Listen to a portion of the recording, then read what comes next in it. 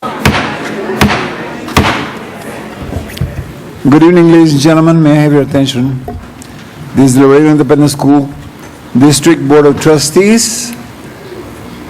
We're in the Laredo Independent Public Facility Corporation Board of Directors, regular board meeting. Today is Thursday, April the 16th, 2016. It is now 5:35. Roll call, Mr. Garza. Yes, sir, Mr. President. Mr. Jesus Martinez. Present? Mr. Jose Valdez. Present. Mr. Ricardo Arce, present. Mr. Hector Neola. Present. Dr. Cecilia May Moreno. Present. Mr. Hector Garcia. Present. Mr. Jose R. Perez. Present. Ms. Castillon?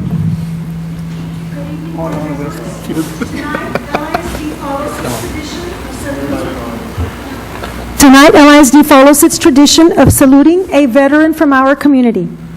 The Instructional Television Department, under the direction of Jeanette Martinez, has produced a video recognizing a veteran from World War II, Mr. Hilario Cavazos, Sr., who served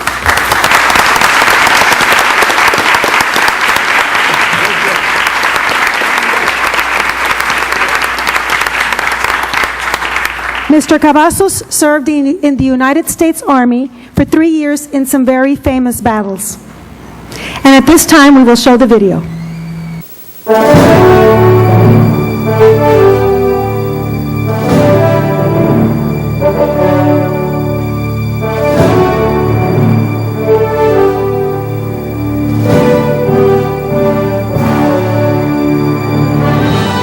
The Laredo Independent School District recognizes the veterans who proudly and valiantly served in the military. Freedom is not free, so we pay tribute to our local veterans.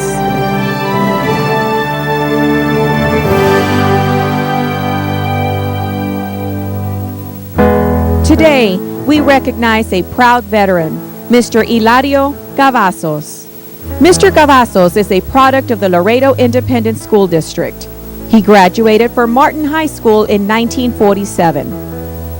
After high school graduation, he obtained a bachelor's degree in accounting from the University of Texas in Austin and a master's in business from Texas A&I in Kingsville. He took pride in teaching students the fundamentals of business and accounting at Laredo Junior College for over 30 years.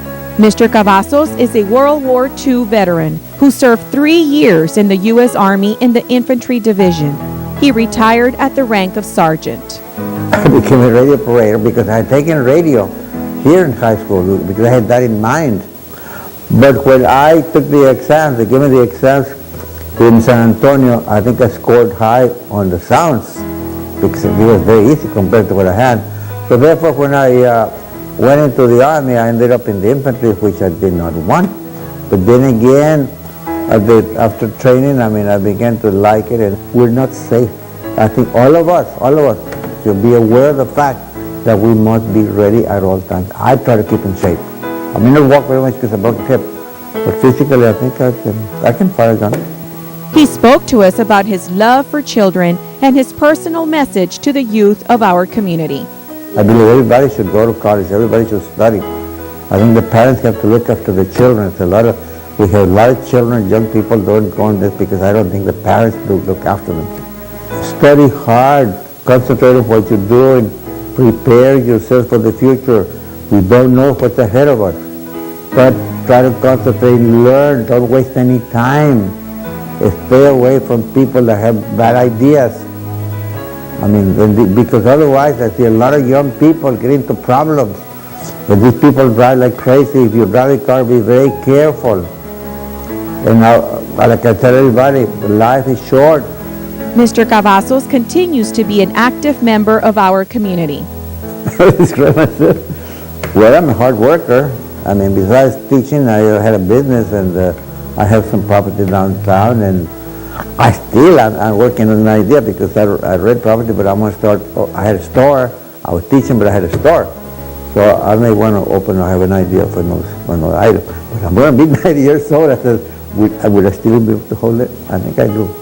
Mr. Hilario Cavazos has been married to his wife Thelma for 55 years, and they both raised 2 boys, Hilario Jr.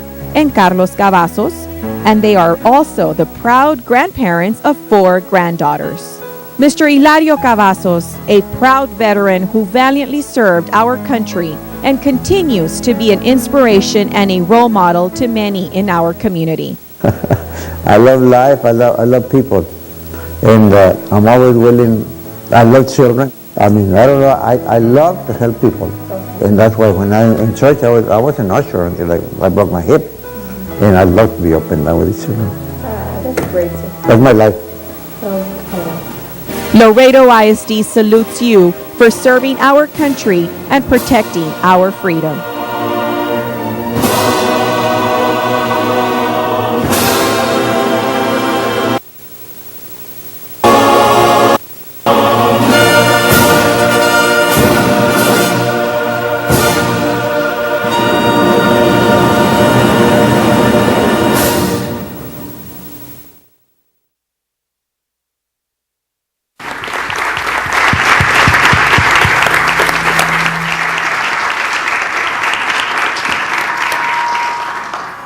Mr. Cavazos, LISD thanks you for your bravery and for your outstanding service to this country and this community.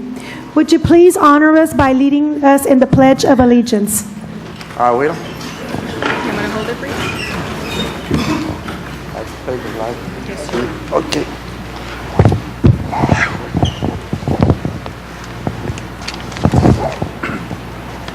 I pledge allegiance to the flag of the United States of America and to the republic for which it stands, one nation, under God, indivisible, with liberty and justice for all. Thank you, Mr. Cavazos. Please remain standing for the national anthem, which will be performed this evening by Nixon High School student Brianna Salinas.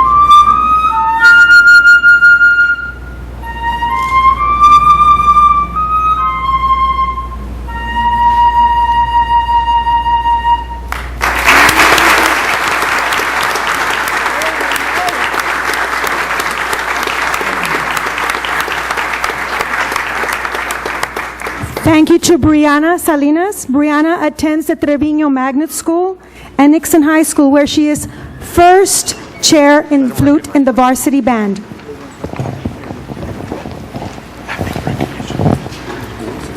Mr. Martinez, may I continue with the special observances? Sorry, please continue. Yes, sir. Under special observances, Mr. Jerry Mitchell passed away April the 13th. He worked for 15 years as a custodian at the Trevino Magnet School and Dovalina Elementary School, and he was also a security guard. Aida Graciela Laurel Garza passed away on March the 21st. She was an educator at LISD for 37 years, having served as a speech therapist and later as the first principal of DDHR Elementary School. At the time of her retirement in 1993, she was the director of elementary education for our district. Carmela Andrews Rodriguez passed away Saturday, March the 28th. She was a paraprofessional at Alma Pierce Elementary School and retired from LISD with 22 years of service. Brother Thomas Coyne passed away March the 21st. He was a Marist brother and teacher at J.W. Nixon High School and active with adult education. LISD sends its sincerest condolences to the Garza, Andrews, Rodriguez, Coyne, and Mitchell families.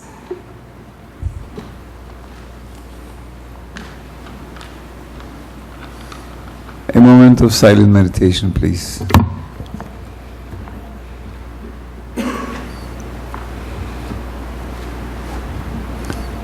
Okay, Ms. Castillo, continue, please.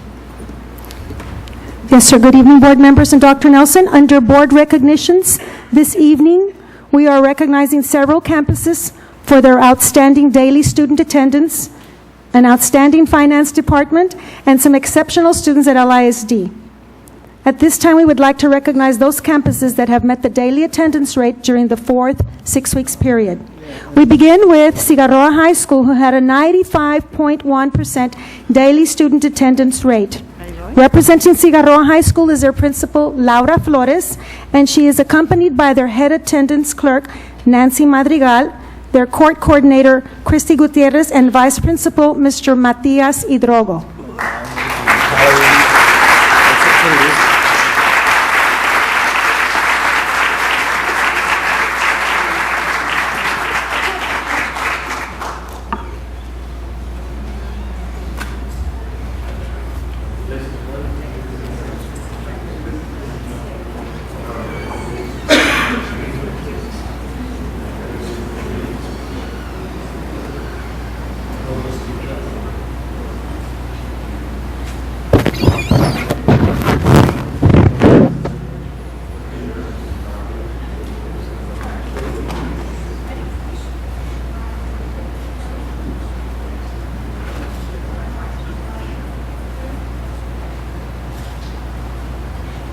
Go Toros, thank you.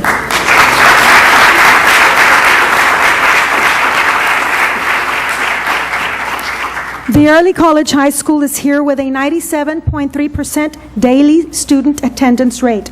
Representing the Early College High School is their principal, Mr. Jose Cerda.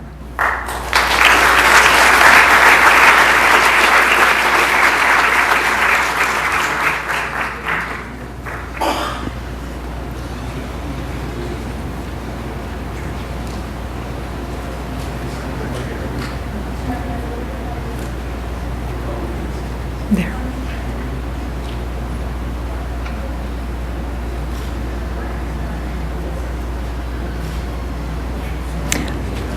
Up next, we have J.C. Martin Elementary School, who reports a 98.5% daily student attendance rate.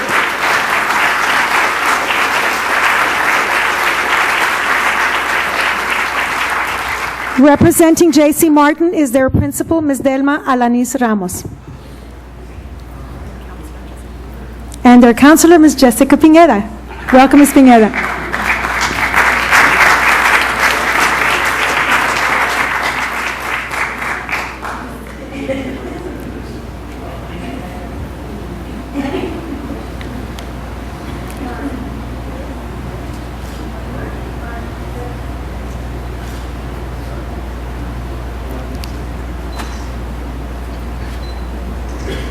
Yay for the Bulldogs. Yay.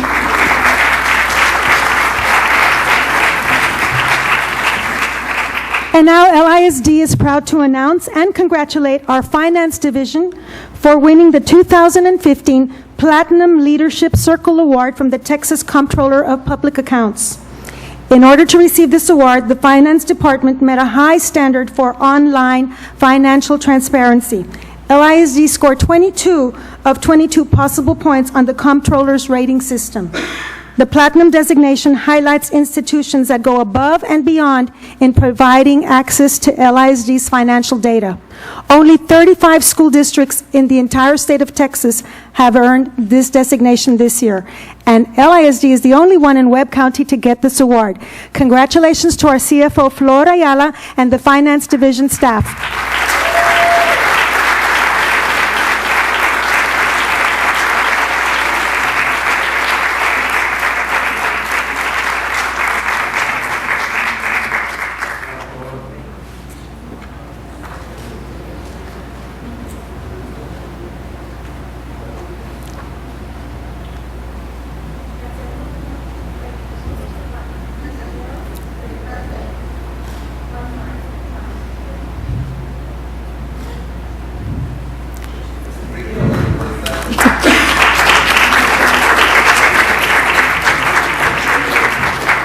now we are recognizing 9 of our high school and middle school bands for winning sweepstakes during the recent UIL concert and sight reading competition. We begin with Cigarroa Middle School's varsity band.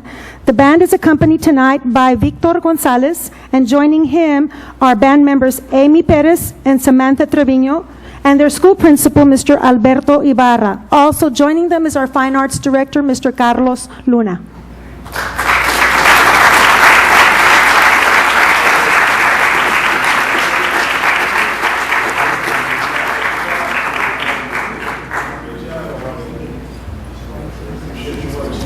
Go ahead. Yes, how are you?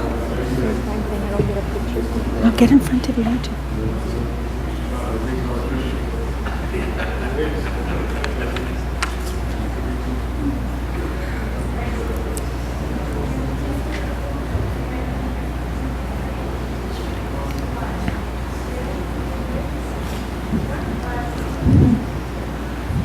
And next we have the Kristen Middle School non-varsity band. Kristen Middle under the direction of Miss Miriam Solalinde. And she is here on behalf of Kristen Middle School's non-varsity band. Accompanying her is oboe player Miss Bianca Lopez.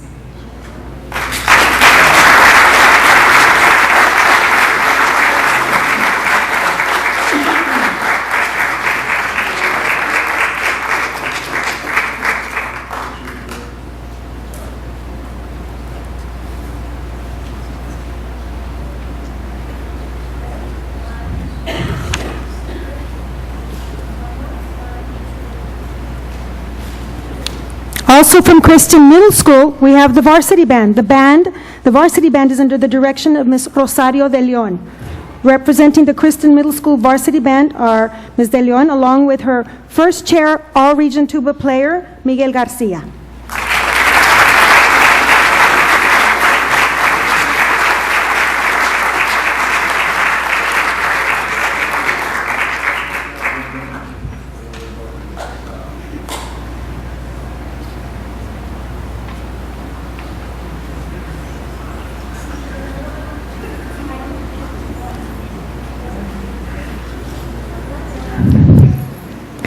Next, we have the Lamar Middle School non-varsity band under the direction of San Juanita Rodriguez.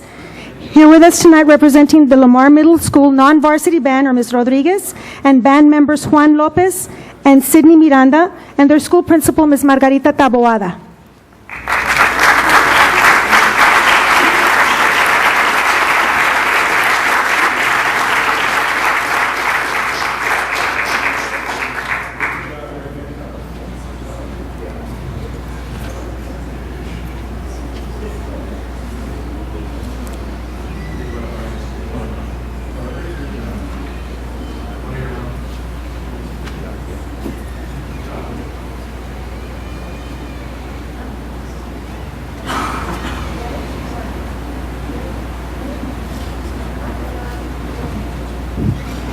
Now we have the Lamar Middle School varsity band under the direction of Ms. Yolanda Moreno. Representing the Lamar Middle School band is their director, Ms. Moreno, band members Alan Garza and Carmen Cadena, and school principal Margarita Taboada.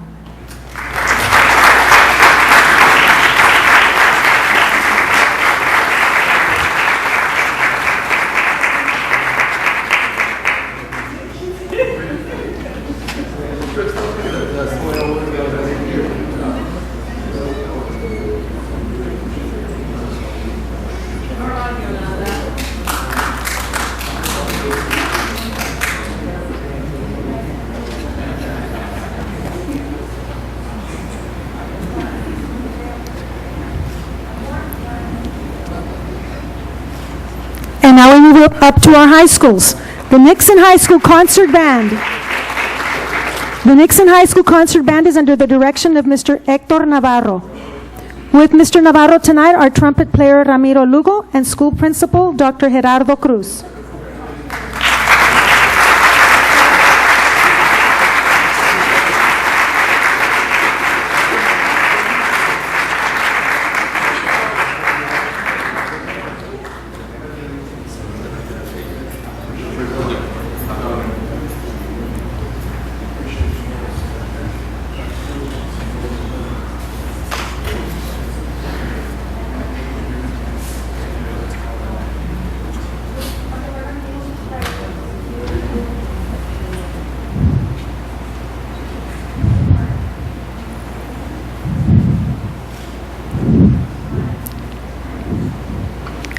Up next is the Nixon High School Honors Wind Band under the direction of Mr. John Spillane.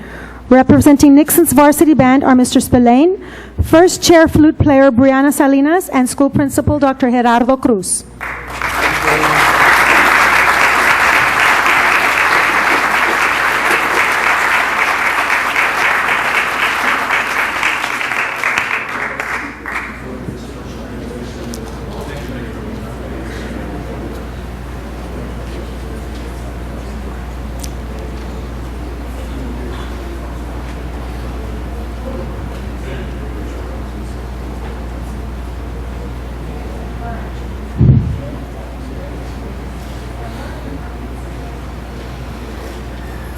From the oldest high school in Laredo, Texas, we have the Martin High School Symphonic Band under the direction of Jose Zapata with the assistance of Vanessa Rodriguez and head band director Bobby Castro.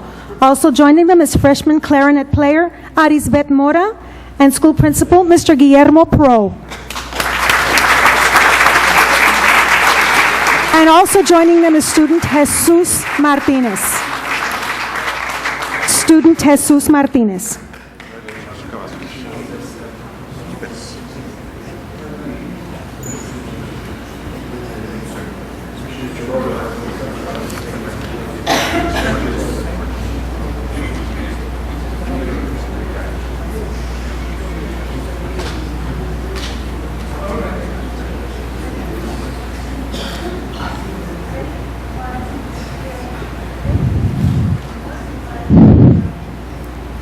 Also from Martin High School, the Wind Ensemble Band under the direction of Bobby Castro, assisted by Jose Zapata and Vanessa Rodriguez. With them are the band president Jennifer Rodriguez, senior drum major Eduardo Arredondo, and school principal Mr. Guillermo Pro.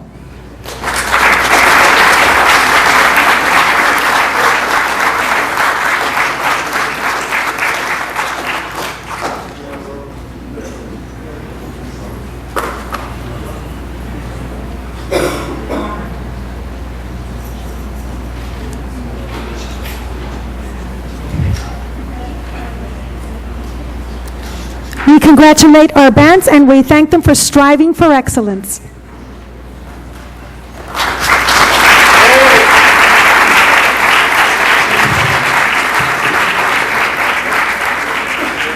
And now LISD wants to recognize 9 students who stood out above the rest, and they were the top winners in their respective categories at this year's Texas Skills USA State Competition in Corpus Christi. First up, we have Cindy Castillo from Nixon High School. Cindy was the top winner in the Fantasy Makeup Application category, and she received a blue Superior First Place ribbon. Here with Cindy is her sponsor, Martin Rodriguez, and Principal Dr. Gerardo Cruz. Also joining them is Cindy Sanchez.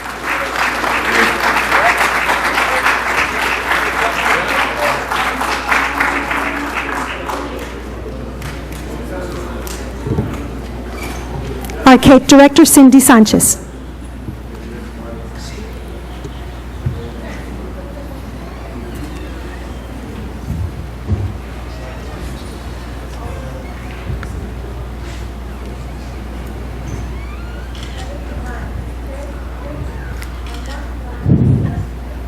And next we have Minerva Garza from Nixon High School. Minerva was the top winner in the nail art category and received a blue Superior First Place winner. Her sponsor is also Mr. Martin Rodriguez.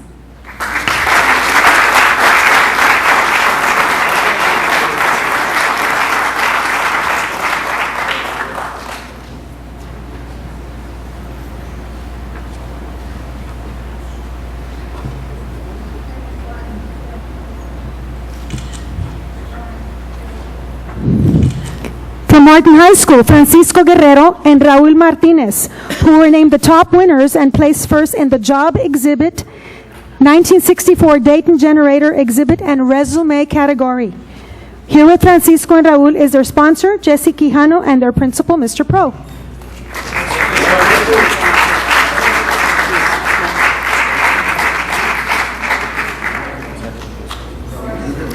And Cassandra Mendoza, their vice principal.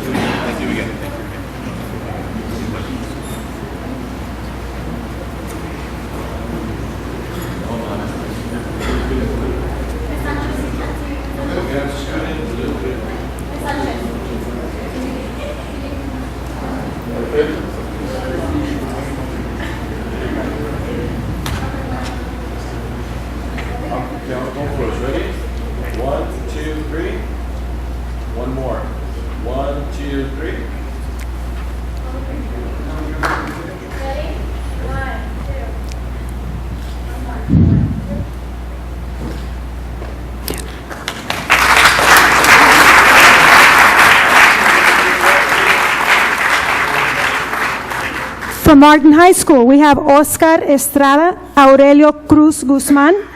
Both of these students received first place in their exhibit 3.5 horsepower Briggs motor category.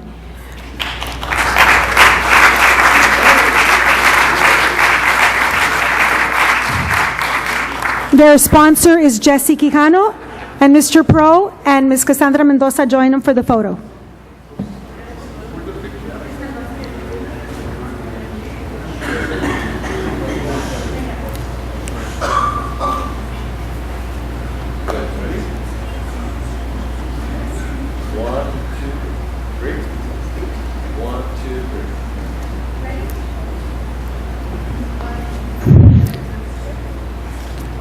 And finally, also from Martin High School, we had Jose Vitela and Jesus Aguinaga, who were top winners in the Auto Service Technology Notebooks category. Their sponsor is Jose Luis Lopez. Accepting for them is Ms. Cassandra Mendoza and Mr. Pro. Thank you.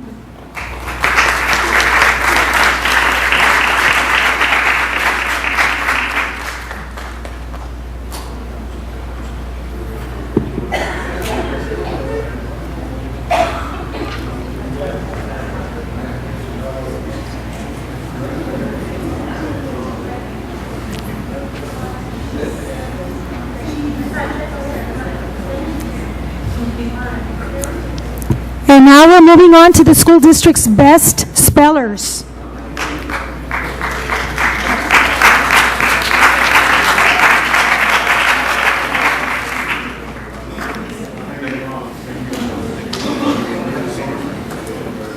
Kaylin Lara of Don Jose Gallego Elementary School was in the LISD Spelling Bee recently held at Santa Maria Elementary School. After 9 exciting rounds, Kayleen took home the first place trophy. Here with Kayleen is her spelling coach, Daniela Clark, and her principal, Ms. Lupita Cortez, LISD's top speller.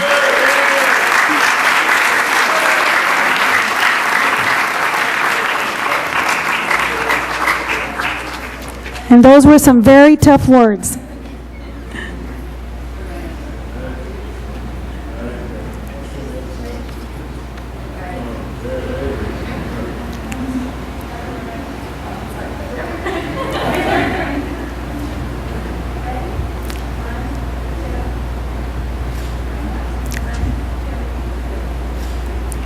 Good job, Kayleen.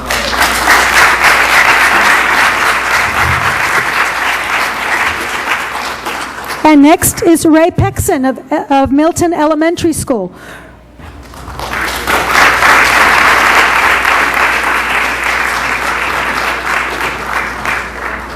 Ray participated in both the LISD and citywide spelling bee. He came in second place in the citywide spelling bee. He beat out 50 of the city's best spellers. Here with Ray is his spelling coach, Adriana Chavarria, and school principal, Leticia Martinez.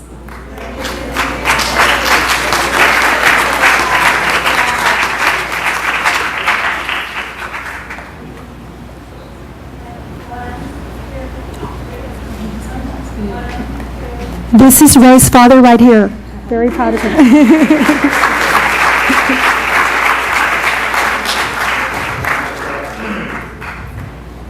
And now we'd like to bring up the pride of South Laredo, the Cigarroa High School boys soccer team.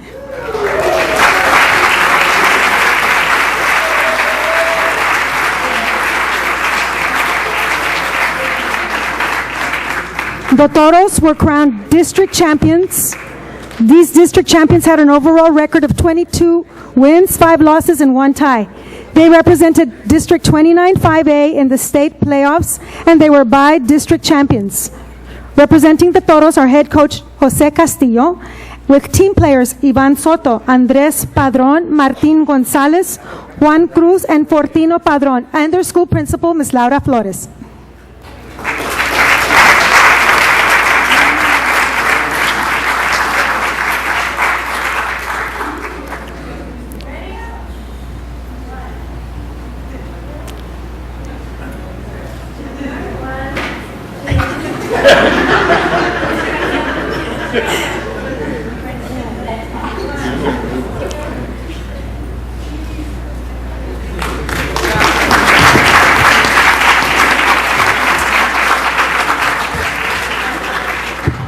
And finally, LISD and Nixon High School are extremely proud to honor Marco Banda, who participated in the state powerlifting meet.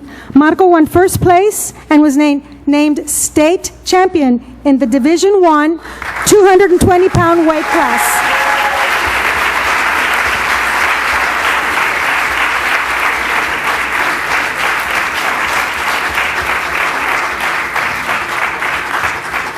He was chosen the champion after lifting a combined 1,665 pounds in squats, bench press, and deadlift, beating his nearest competitor by 80 pounds.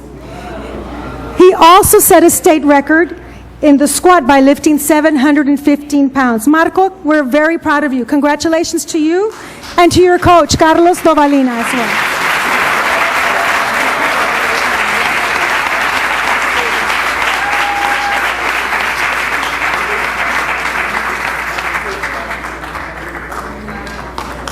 Board members and Dr. Nelson, that concludes tonight's board recognitions.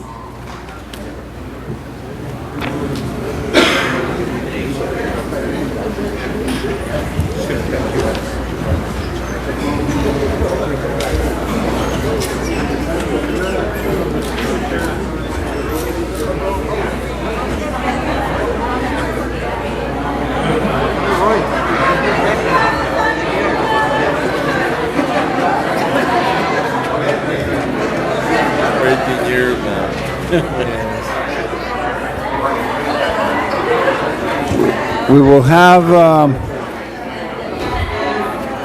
2-minute recess at this time. Thank you. Mr. Cavazos, say a couple of words. I just wanted to thank the LISD board, the honorable board members, honorable Superintendent Nelson, and the entire LISD family. It was great to see you all again. It was a pleasure to serve you all for 29 years. My brother continues to serve you all, and my dad continues to serve you all. Thank you, and God bless. Thank you, sir. Thank you. With the public forum.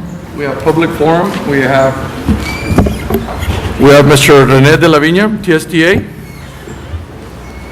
Under the rules, 3 minutes, please. Yes. I will time you. Okay. For the record, good evening, members of the board, honorable members of the board. Dr. Nelson, good evening. For the record, Rene de la Viña, TSTA full-time president. I just want to mention that in the future, I know that y'all are going into block scheduling next year. Well, the problem this year is that, and I'm speaking on behalf of our members, of special ed teachers, many of them have to do all their paperwork all over again when they had already finished. Many of them have already finished. Or some of them are almost done also. But now, because you're going into a block schedule, they have to do the whole thing all over again. And, you know, if you've been a teacher before, a special ed teacher, paperwork, it's very excessive. And to have to do everything all over again, I know that they set aside some money for them to do it in the summer, but some of them don't want to work in the summer.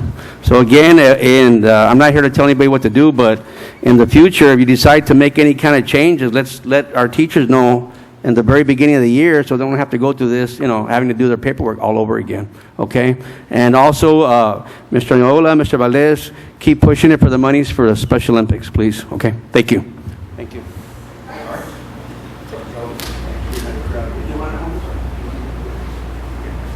Who's next? Who's next? Mr. Ernest Davila? Thank you. Good afternoon, LISD Board of Trustees, Mr. President, Dr. Nelson, Mr. Kazin, administrators, faculty, staff, and public. For the record, Ernest Davila, organizer for the Texas State Teachers Association.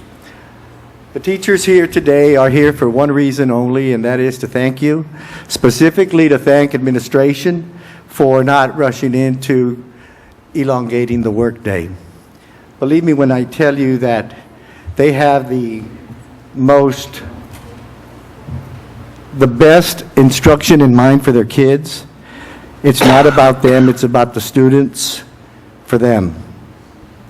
They do not believe that adding time to the instructional day necessarily translates into better scores. They do, however, feel that increasing the quality of instruction can produce the results that we all want. This quality versus quantity point is but one idea in a host of many great ideas that I learned from them.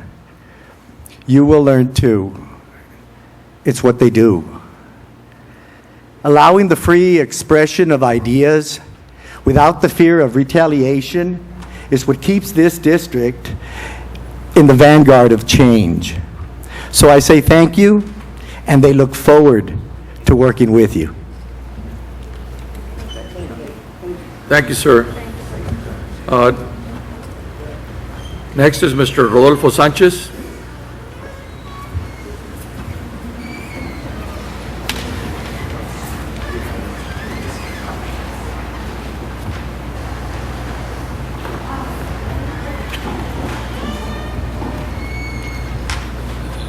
Thank you, Mr. Chairman. Good evening, Dr. Nelson, members of the board. For the record, my name is Rodolfo Sanchez. Last month, we started our conversation on Boy Scouts. We talked about character building. We talked about the Scout Oath, Scout Law, and Vespers. Today with me is Mr. Juan Molina, former member of UISD, and his daughter, who will also speak on Scouting. One of the things that we are working on, I am the chairman of the Diocese of Laredo Committee on Scouting. Currently, we're working on two major projects. The first one has to do with the Catholic Faith Formation Religious Medal Awards. We work with the Catholic Church along with all the other faith-based organizations, so they too may earn their respective religious medal awards. Currently, our committee will be honoring, along with Bishop Tamayo, over 200 boys and Girl Scouts that have earned their Catholic religious awards. Also, approximately another 50 religious medal awards have been earned by other Christian-based formation churches. Only in those cases where a pack, troop, or crew is sponsored by a religious-based organization is Faith Formation a part of that organization. In all situations where there are packs, troops, or crews based out of a public school, out of a civic organization, or meets at a public location, faith formation is strictly up to the parents. Boy Scouts of America does believe in a greater faith, in a greater being, and only asks that you have some kind of a belief. Faith is part of character building. One of the other items that my committee is working on, and which we will have a kickoff dinner on Thursday of next week, is what has been termed as a Together Plan. The Together Plan is a partnership between the Diocese of Laredo and the Boy Scouts of America.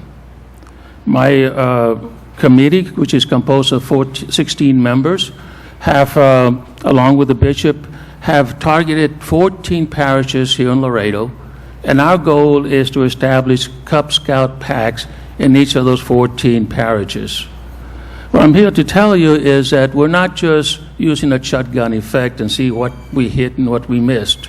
We actually have a committee that oversees it. We do have the Boy Scouts very heavily committed, both at the local level, at the council level, and at the national level. And we have people that have been specifically trained so they can be trainers of the Cub Scout masters, of the den leaders and den mothers. And we have people that have been specifically trained so that they can teach the program to the new Cub masters that are incoming. Thursday of next week at San Martin Catholic Church Family Life Center is our kickoff dinner. I would like to extend an invitation to Dr. Nelson, all board members. If you have the time and you'd like to really know a little bit more about what Cub Scouting is all about, join us.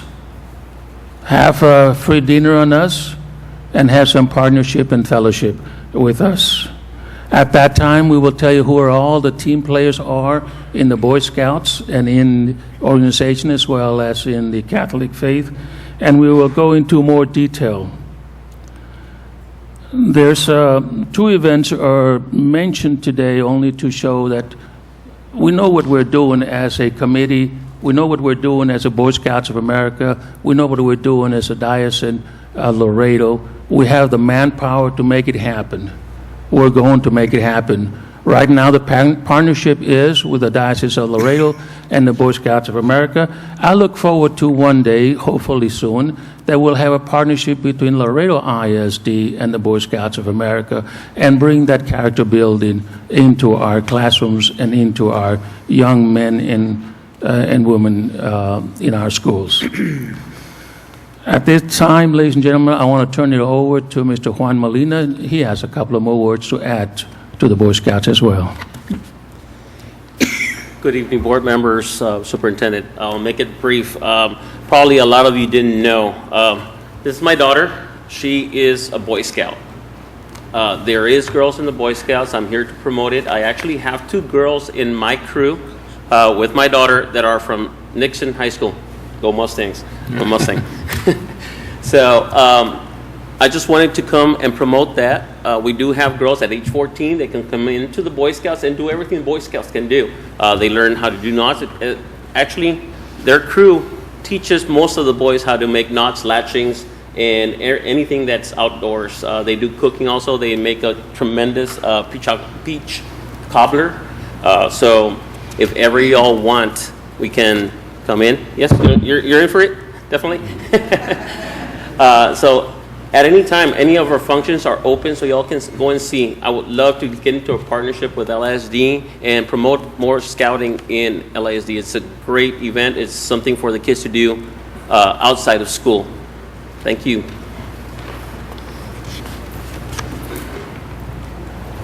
Again, I just want to reiterate, we look forward to a strong partnership with Laredo ISD.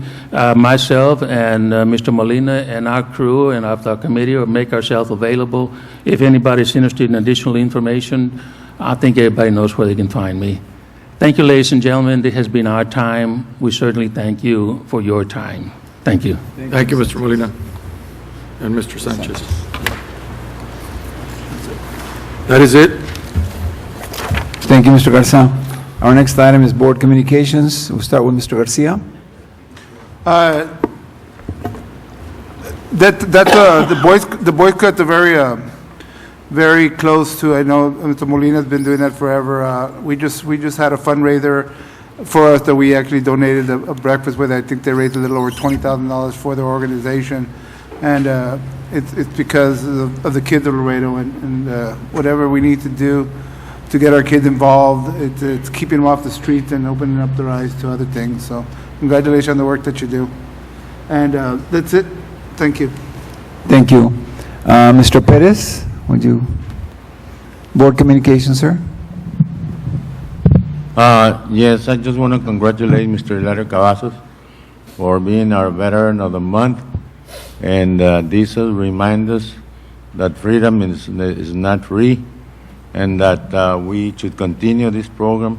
I think we need the community to be aware that they do exist, and that we need to honor them, because we were given that freedom when they were serving the armed forces.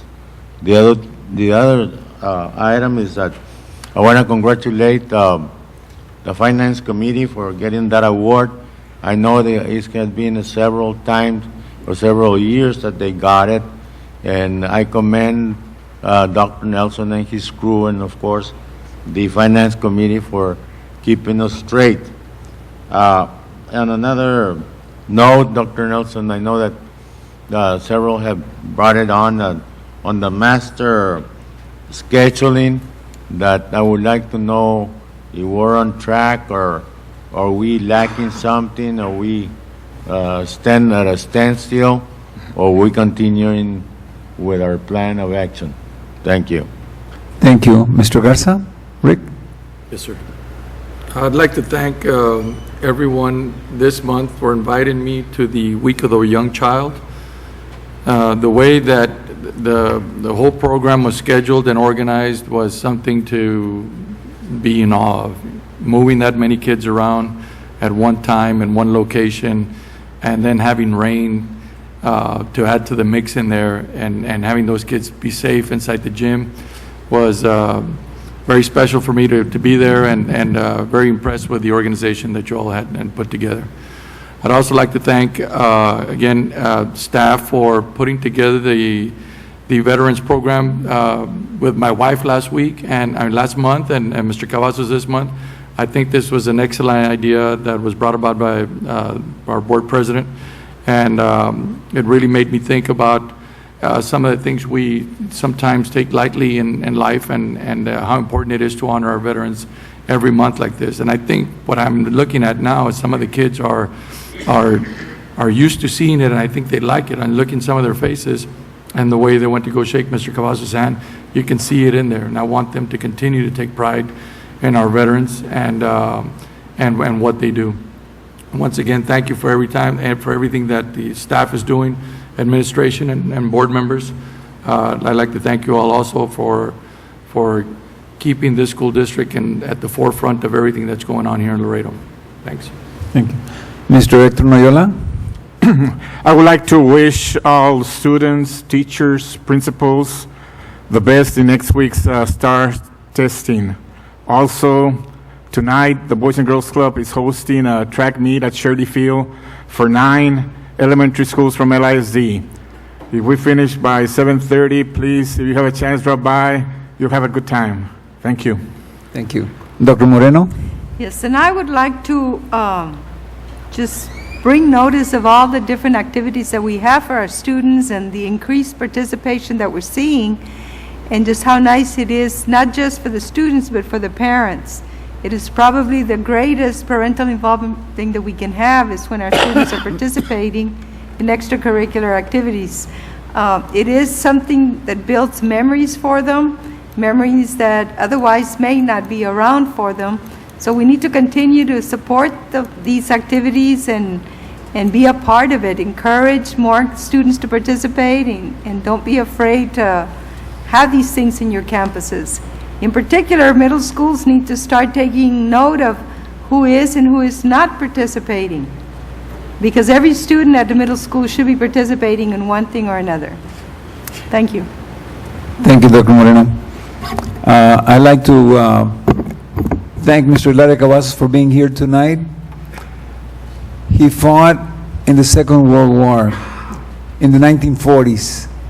These are the movies that we see in the old films and choke us as we see the heroes fighting for our country and fighting because of Americanism that is still present and will continue to be present in our country. And also, we want to thank, as always, all the veterans for the service that they've given us through their years of service. And I'd like to thank also our staff, teachers, faculty, and all the staff for helping to create a complete student. We're trying to look at all the facets, including further education, including building your health, and eating well with activities, and of course the academics, most important. So thank you for the staff, Dr. Nelson, and we hope we continue for the remainder of the year. Thank you. Mr. Garcia? I'm sorry, can I Yes, say sir, one of more thing? I do want to thank, and I missed it, I want to congratulate, she's in the audience, Dr. Minita Ramirez and Texas A&M International University for spearing up the mariachi Workshop group that came in, not only to teach our kids what the heritage of mariachi, the music that we grew up and were taught, but also the performance that they put on last night at the Civic Center, and all that information that you're not going to get in a book. I congratulate you and everybody that put that together last night. I know Mr. Martinez was there. I know Dr. Moreno was there. It was an outstanding show, and the work that you put into it, I know it wasn't easy, and I want to thank Dr. Nelson and our departments for working with the university, putting this together for our kids, and it's going to be a yearly thing that gets our kids prepared for what they love at the music. So congratulations. And scholarships too, that 4 of their kids got, 3 from Martin High School and 1 from Nixon High School. So congratulations on all that work that you all did last night. Unbelievable. Thank you. Thank you. Yes, thank you.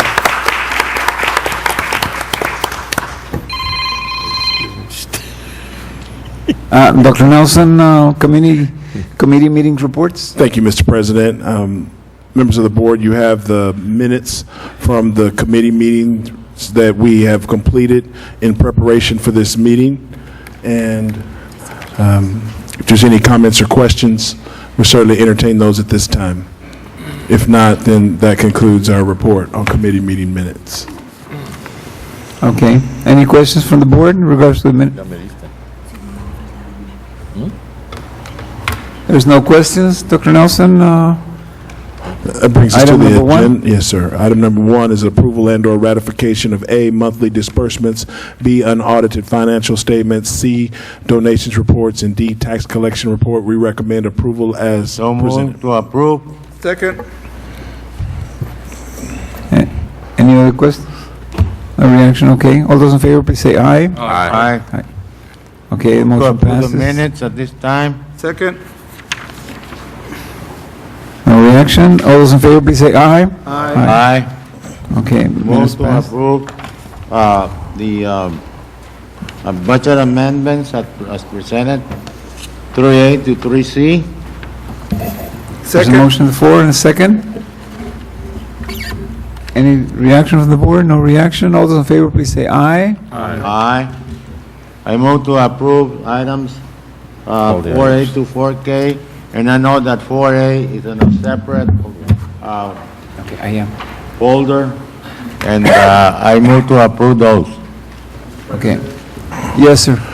If it's the will of the board, we can present the information on 4A right now, or you can do Okay. it separately. We recommend that we just tell you the evaluation committee on 4A recommends awarding the contract to Zertuche Davila Construction, a joint venture, for an estimated amount of $535,398, which represents the best value to the district. Purchase orders will be processed on an as-needed basis. The projects are found in the table that we've provided for you, and will be funded in the fiscal year 2014-2015 through our capital improvement program, while canopies in Table 2 are planned for subsequent district CIP plans. We recommend approval. So move to approve. Okay, it's been moved. Second. Second. Any discussion? No discussion? All those in favor, please say aye. Aye. Thank you. Next item, please. Approve 5A to 5I, those are tax refunds. Second, Which one is it? the tax. Item 5A through 5I. All those, any reaction? It's been moved and second. All those in favor, please say aye. Aye. Nobody opposed? No. Move Okay. to approve 6 through 10 on the other consent items. Second. Okay, I have a question on 9. okay, we have Took care of a, it. have a question on, Well, I didn't change it. if Nine? That's what you want to know. I want to know who the, I can identify. Let me speak to it. okay, who the underwriters, we approved the underwriters. I'd like to see who they are before we approve that. The may I respond to that, Mr. President? yes, sir, please. The underwriters that we have identified for this particular pricing is Branford, Siebert, what's the name of that company? Siebert, Branford, it's Napoleon Branford is the owner. And Shanks. And Shanks. The other one is Jeffries Limited Liability Corporation and Stiffel, which is a new company that Nicholas we've added to the mix. And that's the. What do we know it's about a the new company? We've thoroughly vetted the two companies we've already done business with. Okay. And the third company, the main reason, I don't want to be unethical or anything here, but we met this underwriter. She's a 1969 Martin High School graduate. She's done, Siffel is one of the most reputable companies out there doing pricing. And that's where we're at. I don't mind saying, Mr. Garcia, if you don't mind, respectfully, we really have tried to look at having several underwriters participate. And so we've had everyone from Southwest Securities to Frost Bank and a host of others that we've used, Samco, Baird, and we're trying to rotate those. This pricing is one of the smaller pricings that we've gone for as a team of 8. And so if it's the will of the board, we can have more conversations about how we're coming to these decisions prior to asking the board to take action. But we just wanted to explain, Frost Bank is a good one that, we only did 3 because this one's so small. We've had it where we've had as many as 6 or 7. And so that's where we're at, but I'll be glad to do that on the next one, talk about it. We get that information prior to making Yes, the sir. decision on it. And I know that, your expertise, respected. I just would like to know what we're doing before Yes, we sir. do it. Okay. Point well taken. We have a recommendation by the staff. Dr. Nelson, the ones that we have Yes, sir. here. Board recommends Okay. Yeah, we recommend have- approval as 9 to presented. 10, whatever. Yeah, 6 We to have 10. a motion and second. All those in favor, please say aye. Aye. That's for number 9. And the rest of the items between 6 and 10, Mr. Perez recommended that we pass those, We second those. Here we- and they've been seconded. Okay, any discussion on the rest of the items in this group?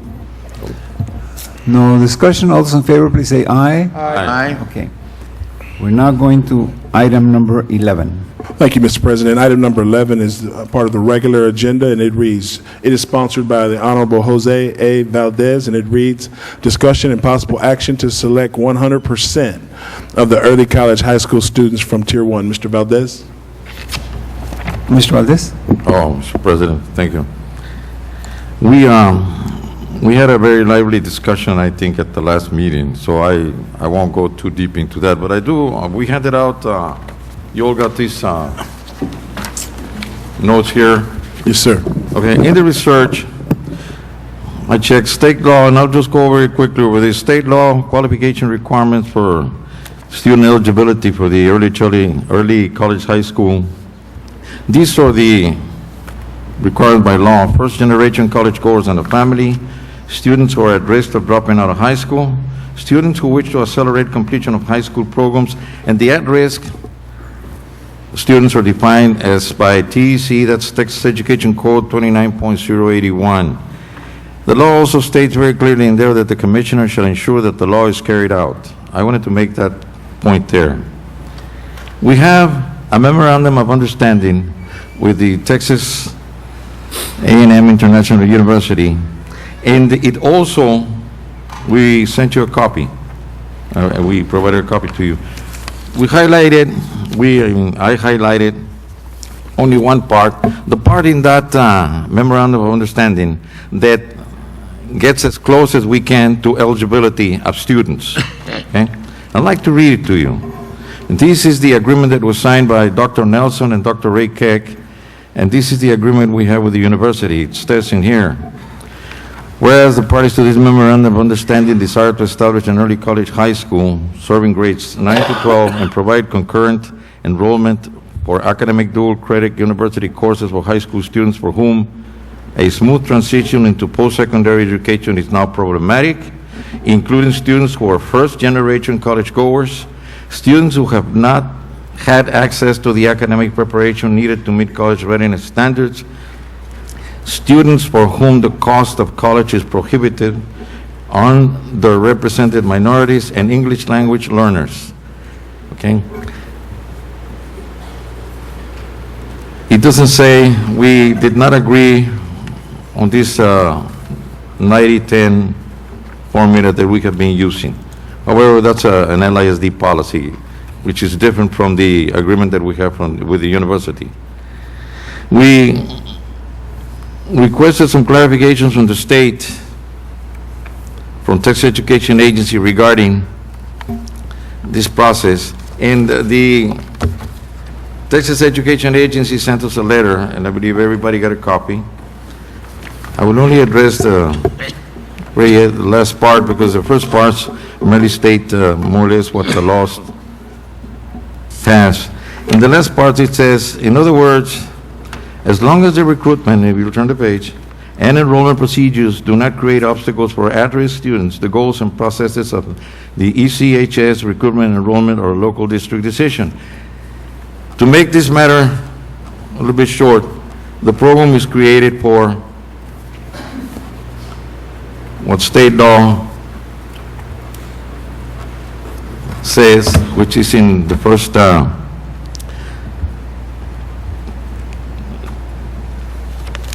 piece of paper that I gave you, and it's for first-generation college goers, first of all, and then, of course, the other ones at risk and so on. We also passed out a memorandum that was provided to Dr. Nelson from Ms. Roberta Ramirez, and this is dated March 23rd, 2015, and it's a report on the status of the early college, high school designation, and so on. And it says in there the benchmark, the target population, which we have highlighted. This is the target population. The ECHS will serve students in grades 9, 12, and shall target and enroll students who are at risk of dropping out or who otherwise might be represented in college courses. That's it. We have another report from Dr. Nelson, and I think that was in the form of information. Am I correct? And this is the letter that was sent to everybody advising us on the numbers that have enrolled and qualified under the tiers that the LISD has designated. This is dated April the 2nd of 2015. And we have 159 students who qualify under Tier 1 according to this. Am I correct, Dr. Nelson? Yes, you are, Trustee Okay. Valdez. And then, of course, we have the others, a total of 177 that applied. We have 10 from Tier 2, and the rest are from, I believe, they're all from Tier 2, okay, the rest. So we have 112 vacancies. Is that 112? Actually, there's 120 in the class. I'm sorry, 120 that should be filled or must be filled, hopefully, for the coming class of 2015-2016. If we have 159 that qualify, I believe it would be very, very appropriate that this district should enroll the ones that qualify according to state law, our own procedures, and the agreement that we have with Texas A&M International University, as I have read here in the preamble.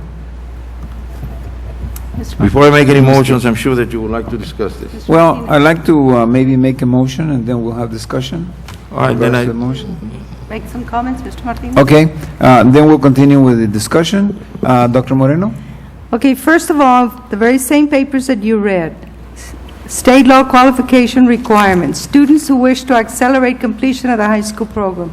There isn't any student that has applied that does not wish to accelerate completion of their high school program.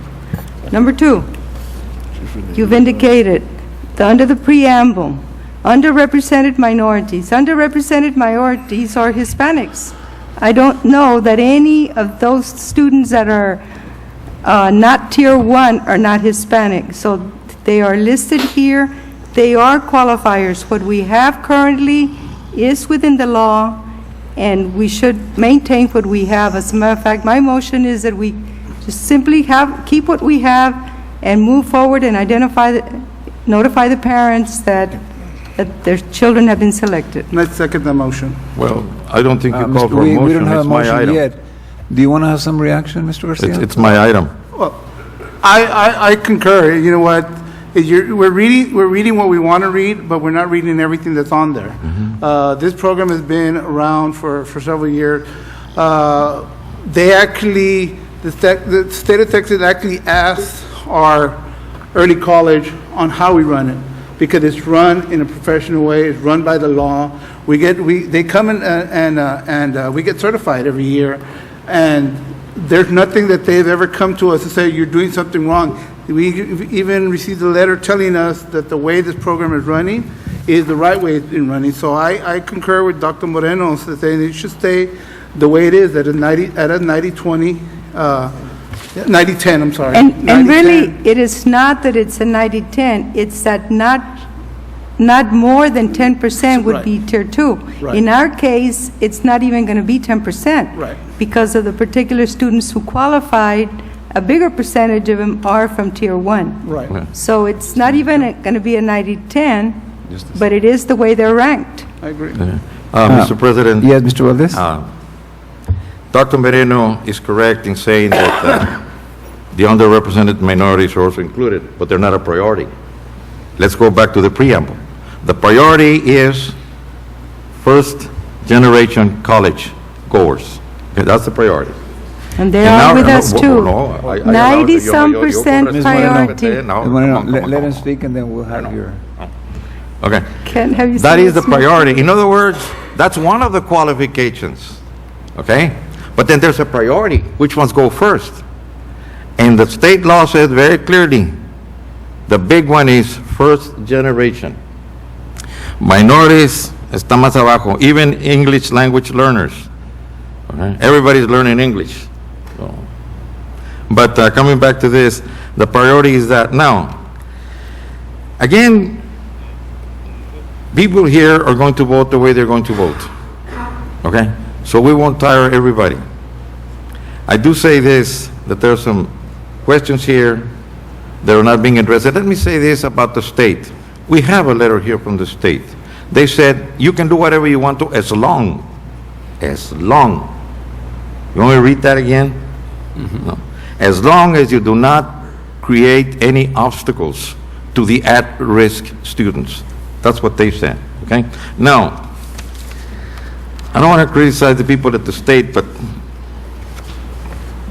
I don't know if they address this issue as strongly as they should have, but they will, okay? As long as you do not create any obstacles. Now, if you have 159 students who qualify from the very priority, the top of the priorities, okay?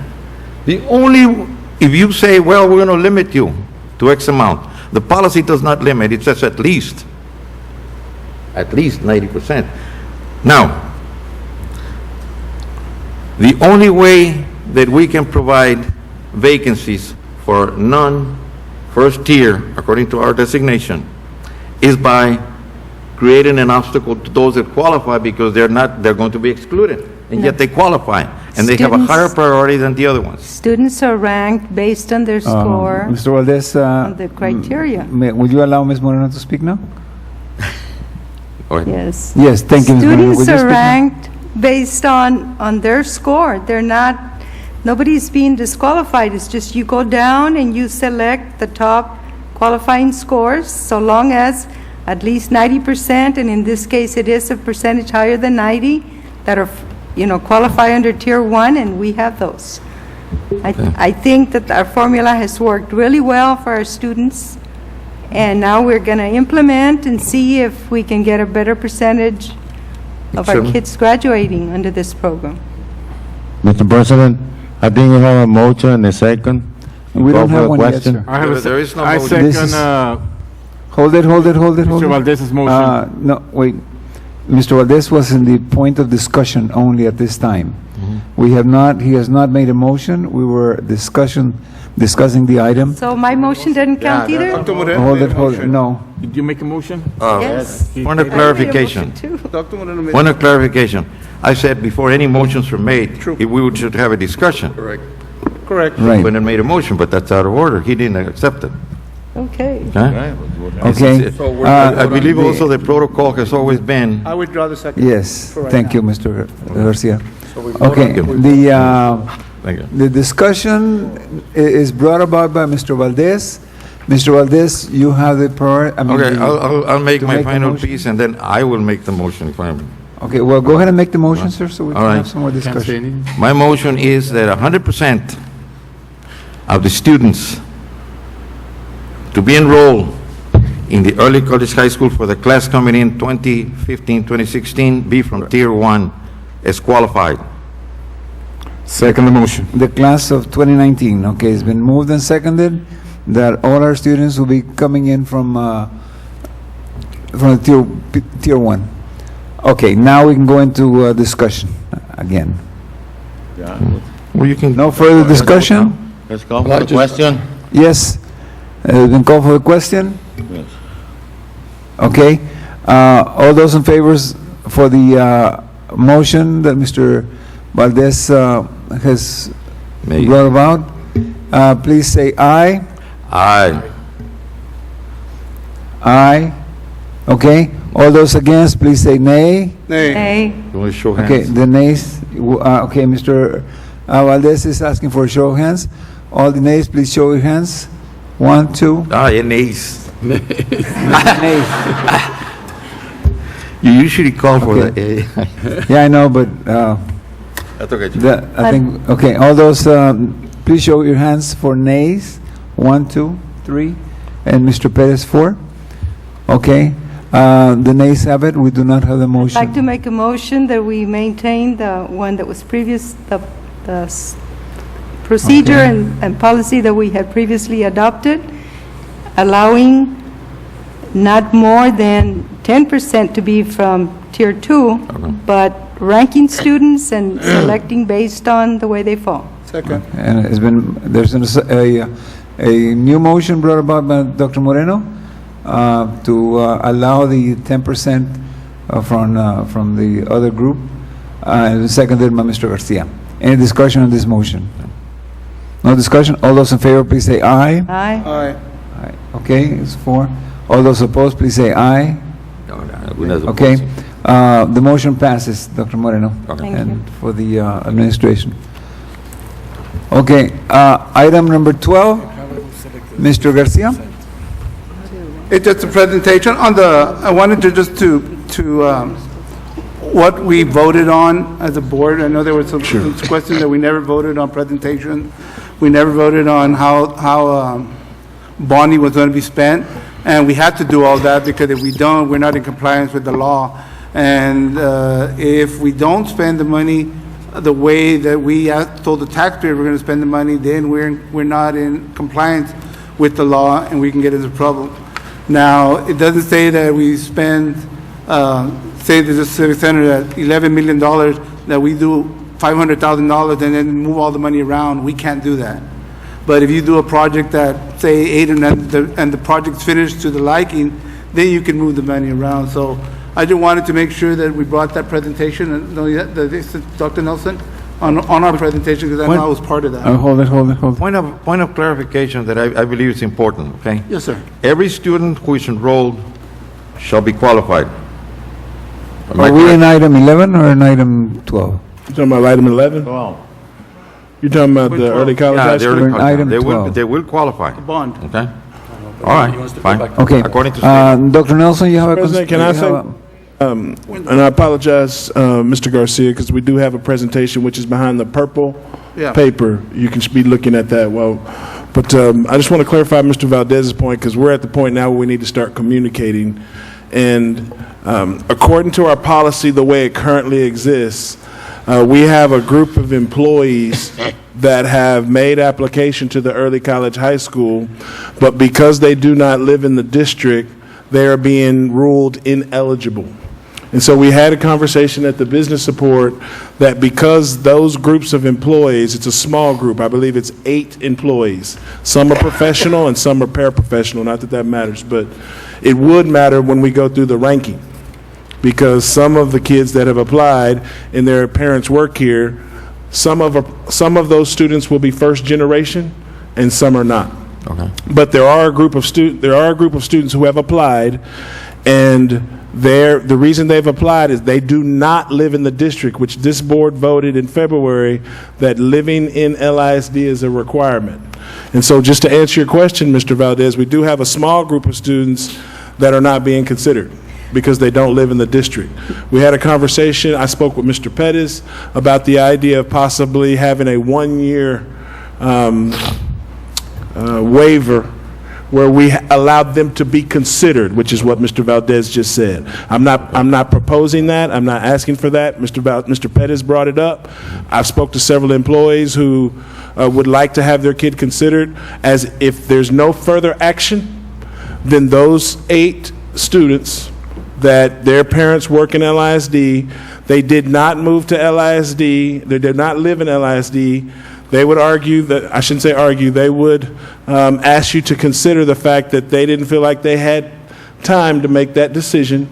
I'm not advocating for or against. I'm just answering the question that Mr. Valdez asked for clarification. Do we need action?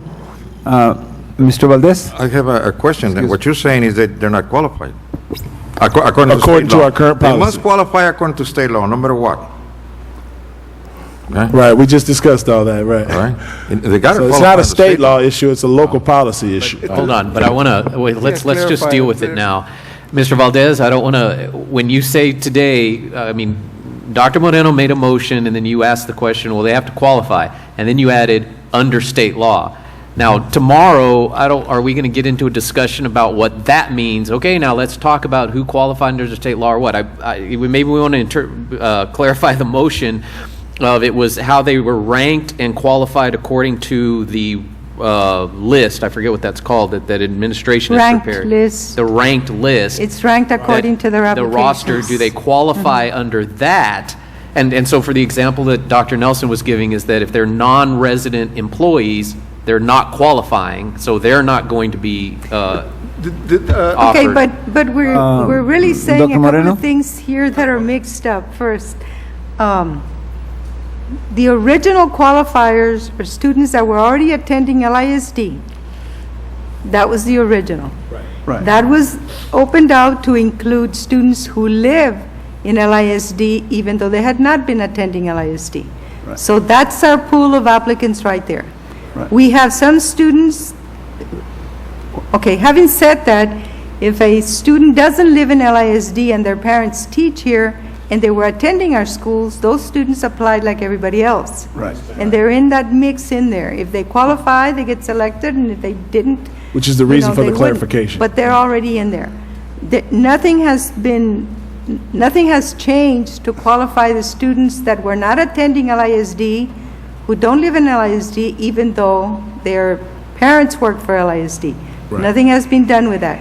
If at any time in the future, after you've done your selection, you have openings and you want to consider that, you know, that would be something that to be brought back. But at this time, we're simply following what we had already accepted, and you have a list of those that would qualify, and we need to let them know that they've been selected for this school so that they can properly plan. Yes, Like I ma'am. said, if some of those choose not to come because they leave town, they decided to Go to another go magnet. somewhere else, then you might have some openings there that we could consider.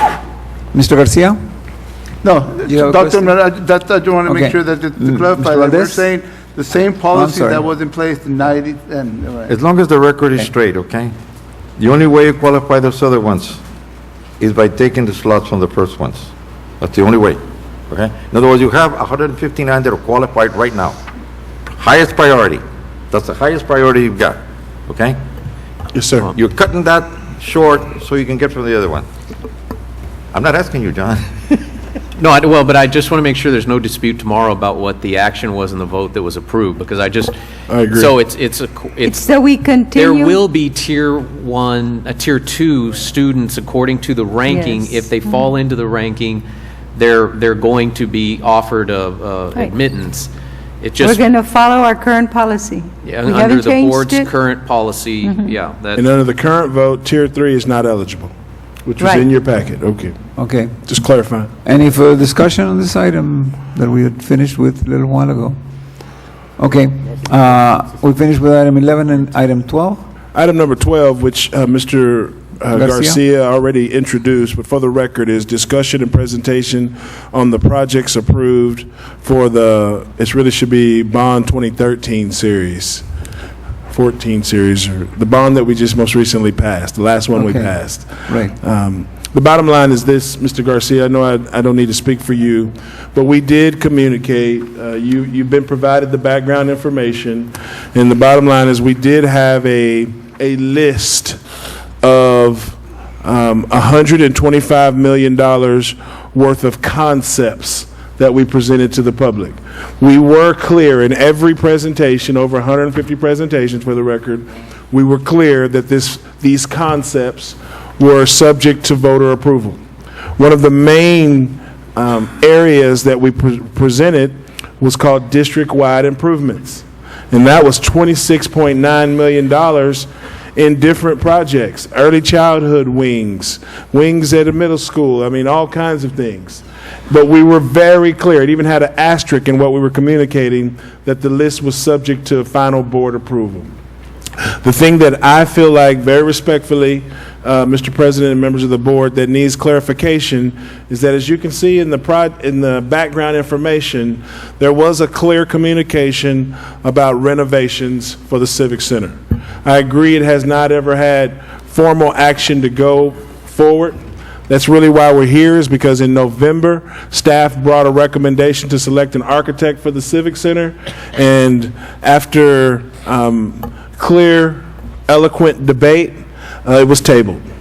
And the bottom line is that, with all due respect to the board's need to ask questions and make sure you have the information you need, we need to make a decision on that project.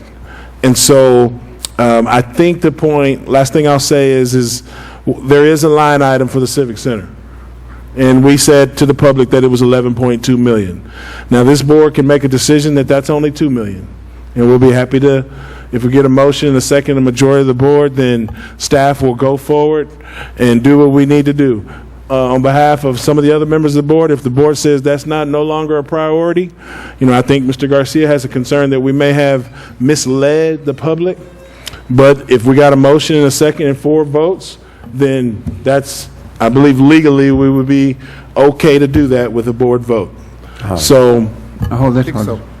Mr. Garcia, it's your item. Do you have something else to say? No, I just think, I don't think you could, there's much, I talked to our attorney about it too, on what we went out and told the taxpayers, and you can't, correct me if I'm wrong, if you and the taxpayers say you're gonna spend at least, Zachary, we're gonna spend 14 million, we come out 11, and what we promised the school that we did, there's leftover money, you can be moved around later on for construction. But if you say that the taxpayers, and you're gonna spend 14 million and spend $500,000 because I'm gonna move it then you're misleading the taxpayers, you're misleading information. And that's why I asked it, because nobody remembers that we gave that approval to also when we went out for bonds, that we told our bond council, we told the bond, where we told our bond, this is what we're gonna do. And that's where I think there's a legality too, so. I think want this interpretation on it. this is like if we said we Moreno? were going to build Zachary and then we said, no, we're not. Yeah. That's like I mean, we saying the did same say thing. we were. Right. And we are, of course, but And that there was money put away I for think these are the major renovations, categories, and we need, 14 million. well, we know that it's more, but fact is, we're still following this. Right. Well, that was my only concern. Mr. Valdez? Yes. We go back to what we promised the taxpayers. The ones that voted were the voters. Some of them were not taxpayers. We don't know who was who. Okay? But coming back to this, we had this discussion several years back. And if you remember, John, we got a legal interpretation from one of the bond attorneys, I believe it was Ponak. We got a whole package, okay? The board is the one that decides how much. And the board has the right to change projects. The promise, not to the taxpayers, but to the voting public, okay? It's a political promise, a good political promise, okay? The bonds that were voted state in the ballot that we're going to be doing rehabilitation, construction, and so on, and that's what we're doing. But we select, and we add, or in other words, we can change the amounts in there, as long as we keep that in mind.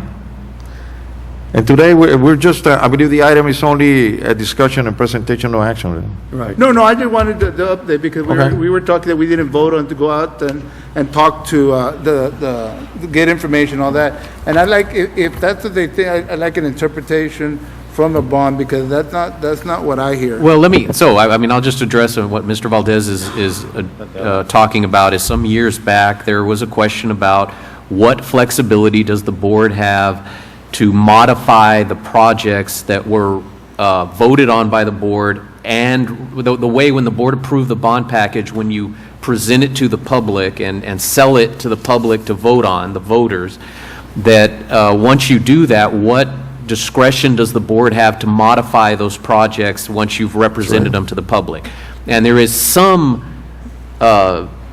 leeway there to make some modifications on it, but as the general rule was, Mr. Valdez probably remembers, is that when you made representations to the public, you generally have to comply, to make efforts and in good faith, try and comply with those representations of the project or what the money was going to be spent on. You can't just say, oh, no, we changed our mind, we're not going to do it, and just change your mind on the major projects that you were going to do. So there's some flexibility, but you generally have to go forward with what you represented to the voting public, because that's like a contract with the public on when they say, we'll vote for this because this is what you told us you were going to spend the money on, that's a general rule. I don't agree. I'm not going to argue. Yeah, I don't agree with that either. Mr. Garza? Well, and by the same token, I think if you summarize that, at the end of the day, not a penny of this money is ours. Hold on, but did I understand that if somebody said, well, we don't accept that as we can get a legal opinion from bond counsel, or, if we need some clarification, I think I still probably have the document from last time, but there's laws on that. There's opinions in law out there on what you can do and can't do, and we just need to make sure whatever the board decides that it's within legal parameters, whatever that is. So let me have an opinion here for a second. I know that I'm the president, but let me have a chance. Okay.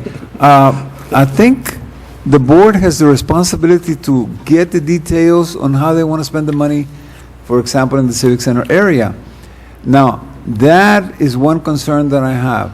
If we do not need certain things, if some of the items that are being discussed for the Civic Center are not according to reasoning, in the opinion of some of the members, then we have the responsibility to change that according to the specific areas that they want to look at. And that can go either way. I understand that we have to choose an architect if we feel like we need to choose it. But if we feel that there's not enough items that need to be addressed at the Civic Center area, then that money can be better spent on other areas for the district. Well, I would ask before, if the board were going to make a decision on saying we're not going to spend any money, like that money. It depends on the parameters. At first, when you were saying, well, it may not be as much, or we're going to decide what the Civic Center project will be and how much. Well, yes, within a certain parameters, the board can decide that. If the board were going to decide, no, we're not going to do a Civic Center project anymore, I would say we should get a firm opinion on that. Mr. Garza? Mr. Garza? Thank you, sir. And summarizing, pretty much everything we said, at the end of the day, like I said, it's not a penny of this is our money. This is all taxpayer money that we need to adhere to what we said. And I agree with Mr. Martinez. At the end of the day, that's why it's very important for me that we get an architect on board and get going on this, only because every day that we push it back, we've been doing this since November on this project, the prices of materials goes up. And so by doing this, we're actually we're cutting this amount into less and less and less because we're not moving forward to it. And that's the only thing that worries me about this, because by doing so, we're not representing those tax dollars the way we're supposed to. So, in my mind, we need to get this thing off the ground. And then that's the only way we're going to see. Once the architects come forward with a set of plans that we can say, you know what, overall, we all agree that we really don't need this. And then we can start putting and cutting and doing what we need to do. But we need to get moving on this so that we won't lose the precious dollars that we have on debt or downtime. Mr. Garcia? Yeah, and that's why, and I would bet to say that if we decided not to spend that, not so much that because we can do some movement, but we got to go back to bond count. We got to go back because we already told the bond, what we're going to do, and there is a law for that because I've looked that up, and to do other projects that we need to do within the district, we set aside $26 million just to handle that stuff. As Mr. Martinez said, you know what, we need to do projects that other schools need. We have some money put aside for that because that was also part of our plan. So there's already money allocated for that. But we need to have some kind of design. You're right. You know what? They might bring us a palace, and you know what? We don't want a palace. We just want something that looks real nice. And that's what we need to decide on. If we're taking some opinion, we'd be moving the VMT into a church with paint on it. And I think once everybody goes into that facility, is gonna take all the credit for it, but you know what, and it's the credit of all these board members, but it's a beautiful structure. But the debate there was, all it needs is a paint job, take out the cross, and we're ready to go again. And I think that, you know what, our kids deserve more, and that's been my fight. Our kids deserve the best facilities we can possibly put, like any other school district has. Let's move along. Mr. Valdez, I'm sorry, we still have some discussion. Thank you, Mr. Perez. No, I guess we go from one point to the other one, back and forth, but I'm always very concerned about this, that when you propose something to the public, you don't even know who you're talking to.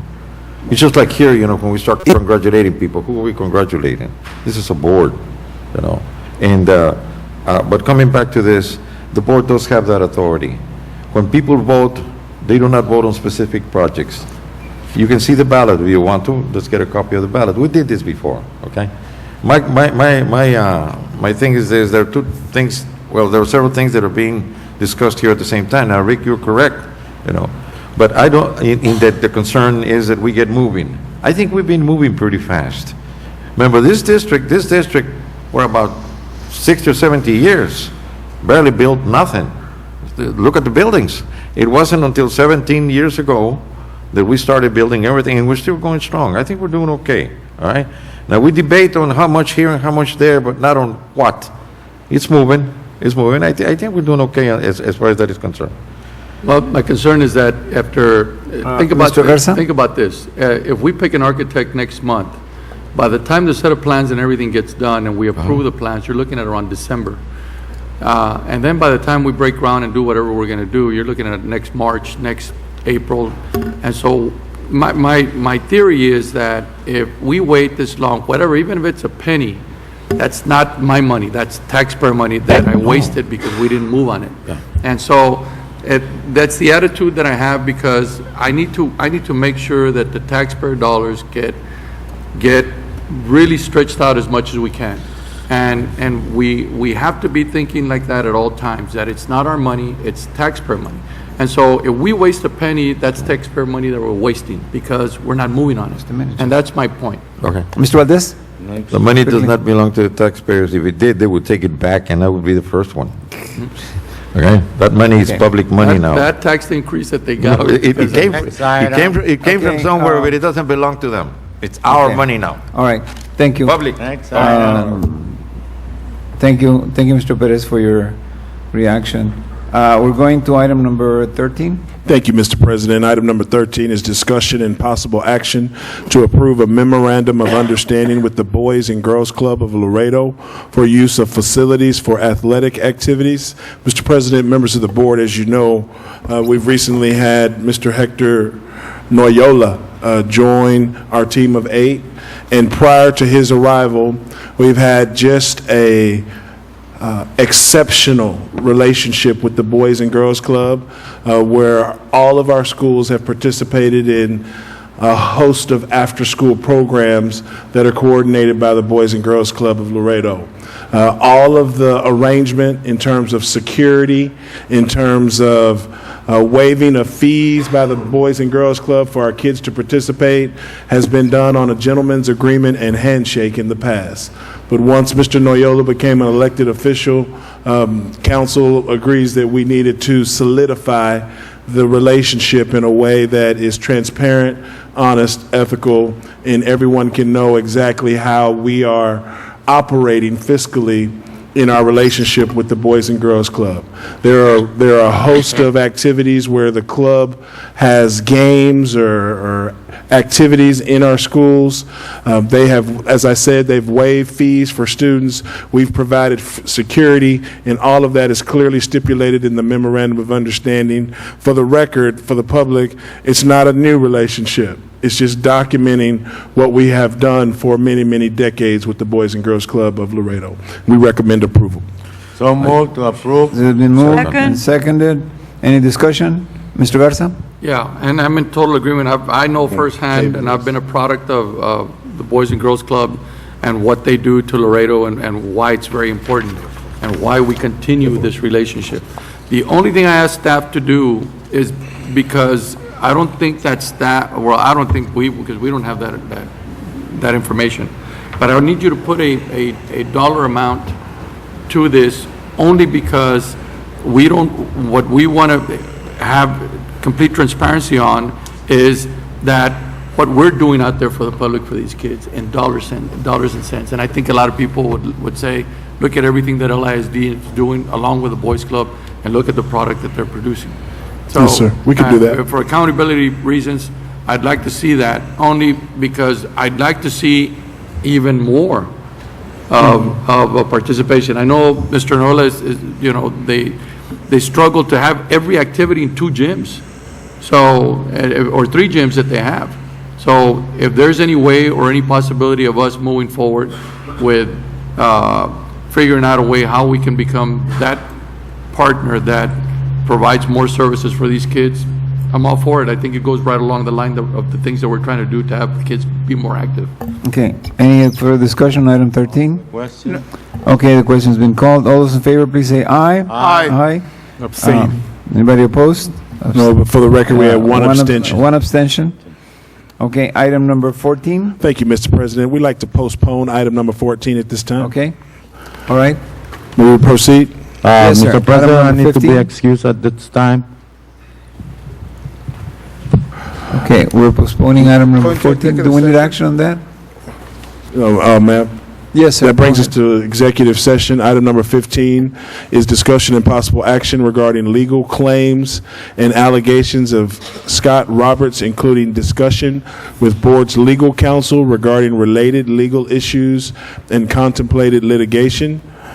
And item number 16 to also be discussed in closed session is discussion and possible action regarding the potential purchase of the real property known as 1901 Convent Avenue, 1901 Salinas Avenue, and 1219 Park Street, Laredo, Texas. Items 15 and 16 are being discussed in closed session pursuant to Texas Government Code Section 551.071, subsection 1 and subsection 2, and Texas Government Code Section 551.072. We recommend closed session, Mr. President. Okay. We will be moving, Executive session. yeah, we're going into executive session. It is now 7:15. Thank you.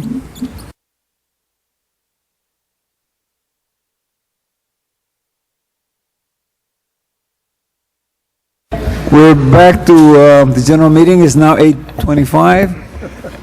No, Dr. Nelson? Thank you, Mr. President. No action. We appreciate the conversation, and we're ready to move to item number 17. Communications? Hold on. we need to- Well, No. Mr. President, I mean, again, just Oh, let's yes. not presume, but, well, I guess, No votes. administration, I'm not recommending any action on number 15.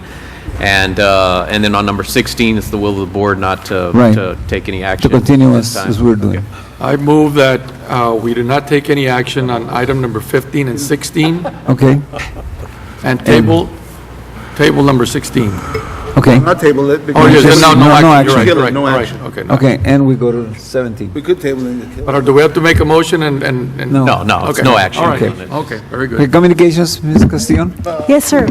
Good evening once again. The girls' soccer tournament for 5th grade students is this Saturday, April 18th, from 1:30 to 5:30 at Shirley Field, Memorial, and Caguas Fields. Parental involvement is sponsoring Dining with Dad on Monday, April 20th, at the Civic Center Ballroom from 6 p.m. to 8:30 p.m. The LISD Elementary Honors Spring Choir Concert is going to be on Tuesday, April 28th at 7 p.m. in the Civic Center Ballroom. And the Board of Trustees will meet for a budget workshop on Thursday, April 30th at 5:30 p.m. here in the Erie Boardroom. And the Dr. Cecilia May Moreno Aquatics Center will be dedicated on Friday, May the 1st at 3:30 p.m. A curriculum and instruction committee, curriculum and instruction committee meeting of the board is set for Tuesday, May the 5th at 5:30 p.m. here in the boardroom. And the following day, Wednesday, May the 6th, Operations Committee will meet here in the boardroom. On Thursday, May the 7th, the Business and Support Services Committee of the board will meet at 5:30. And finally, Parental Involvement is sponsoring Mariachis with Mom on Saturday, May the 9th at the Civic Center. And that is all we have for tonight. Thank you. Thank you, Ms. Castillon. Thank you. Also, if I may, Mr. Anything President. else, Dr. Nelson? Yes, I just wanted to make sure we recognized our Chief Technology Officer, Mr. Mike Manoa, who celebrated a birthday since our last meeting. Also, Ms. Roberta Ramirez, who is away at a funeral this evening, but she also celebrated a birthday. And last but certainly not least, one of the most special members of our team celebrates a birthday this Saturday, and I wanted to be one of the first on behalf of the team of 8 to recognize Mrs. Veronica Castillon for her birthday this Saturday. Happy birthday, Ms. Castillo. You too, Mike. And last but not least, to all the administrator assistants, the secretaries, Wednesday's their day, and they're the ones that hold everything together. I know Joseph Yes, does. yes. But I know everybody else in the district does too, so I hope you have a Okay. great day. Hey, I'm secretary too. I will now entertain a motion to adjourn. So moved. Second. Second. All those in favor? Aye. Thank you.